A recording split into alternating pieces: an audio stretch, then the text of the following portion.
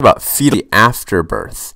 So we know what happens kind of before birth and how the baby adjusts there, but how does this now translate into what's going to happen after birth and what the baby has to do now that it's separated from mom and breathing on? The big thing is, of course, that the placenta, which the baby has been using for 40 weeks or 9 months or so, is no longer around. The placenta is removed from the baby's circulation, right? We're going to cut it away.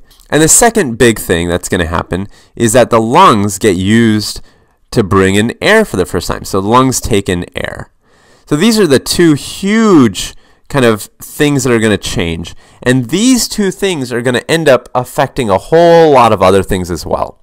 So let's get started. Let's see what happened when the placenta. So let's say that you decide that the baby is now delivered and you want to cut the cord, cut the umbilical cord and put a umbilical clamp right there. And this is often done, you'll see this done in movies, or if you've ever gone to a delivery, you'll see this done pretty routinely. So this is a little umbilical clamp, and it gets removed, and you go from low resistance to high resistance. So that's a key idea. Now, as a result of the high resistance, remember blood clots in there. So you don't really have any flow anymore, and in the first few days you really completely lose any flow through those things. So you still have blood kind of flowing from the portal vein into the liver, and you still have blood going up the inferior vena cava, and this is all deoxygenated blood, so that is still the same as before. And this deoxygenated blood now has no new fresh oxygen to mix with, so I'm not going to color it purple. I'm going to leave it the same blue color. So deoxygenated blood comes up from the legs, and it comes down from the head and the arms, from the superior vena cava. And now all this kind of deoxygenated blood fills in the right atrium. And some of that blood is going to now go into the right ventricle. So let's color that in blue. And it's going to get squeezed out into the pulmonary arteries from the right ventricle. So let me color that in the same kind of deoxygenated blue color. And this is headed towards the lungs. Now in the lungs, what was happening? Well, initially, remember, we had these little alveoli, and they're full of fluid, right? And that fluid now is going to get replaced by air. So air is going to push the fluid out. Air is going to push all that fluid out. And what's on the outside? Well, we've got little capillaries, right? So we've got these little capillaries, and the fluid will enter the capillary. But remember, right before the capillary is the arteriole. Let me actually sketch it a little bit smaller. The arteriole. Because it used to be very kind of constricted. Remember, there was that hypoxic pulmonary vasoconstriction. But now that you have air in there, the oxygen levels are rising in the alveolus. And what that's going to do is that's going to send a signal over to the arteriole, this is our arteriole, to say, hey, it's time to open up now. It's time to finally dilate. So this arteriole is excited. It's never really been very dilated before in its life. So it finally says, yay, it's my chance. So it dilates. It dilates like this. And it's nice and plump and big.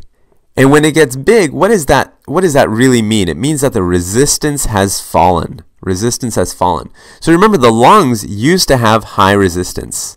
And now millions of alveoli are causing the arterioles to open up, and resistance falls. And this happens, of course, on both sides. So on the left lung and the right lung, the resistance is falling. And that deoxygenated blood now is working under lower pressures because the resistance in the lungs has gone down. And now the resistance in the lungs going down, that means that more blood is going to go in. And if it goes in, it's going to go into all the little thousands of capillaries, and it's going to get oxygenated. And those capillaries are going to send all that blood back, and it's going to flow into the left atrium. So you have all this fantastic oxygenated blood coming in from both sides, right? Going into those pulmonary veins.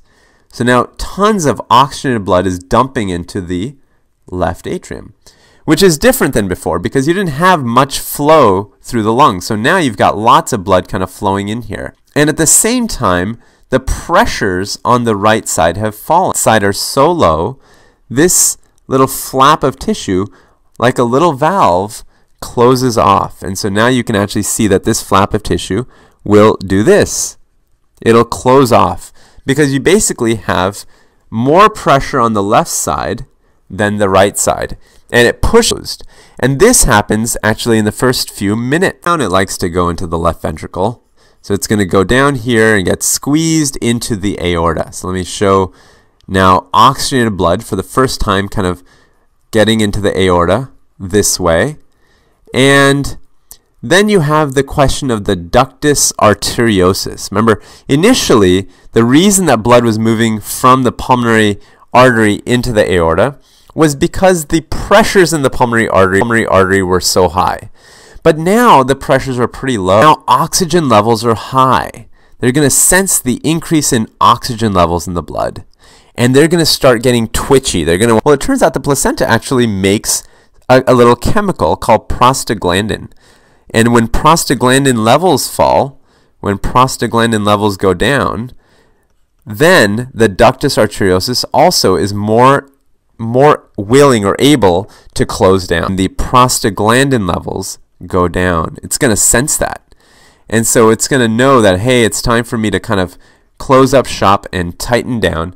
And over time, this will actually get kind of tighter and tighter and tighter. Let me just kind of sketch it out, getting smaller and smaller and smaller. You actually have on the inside of it maybe a tiny little opening, and then over time a smaller opening, and over time no opening at all. So that's going to happen over the course of the first, or it's going to begin in the first few hours of life. Now, following the blood all the way down, you actually have aortic blood with oxygen kind of flowing down here into the, let's say, the right leg and into the left leg over here. And there are these branches, these big branches called the umbilical or the internal iliac branches, and off of them were the umbilical arteries, right? The umbilical arteries were branches off of the internal iliac. And what's going to happen is that you're going to still get blood flowing to other branches off the internal iliac, like this little branch might go to the bladder. Just as the ductus arteriosus started constricting, these arteries also start constricting. They get tighter and tighter and tighter until really there's almost no space in the middle left.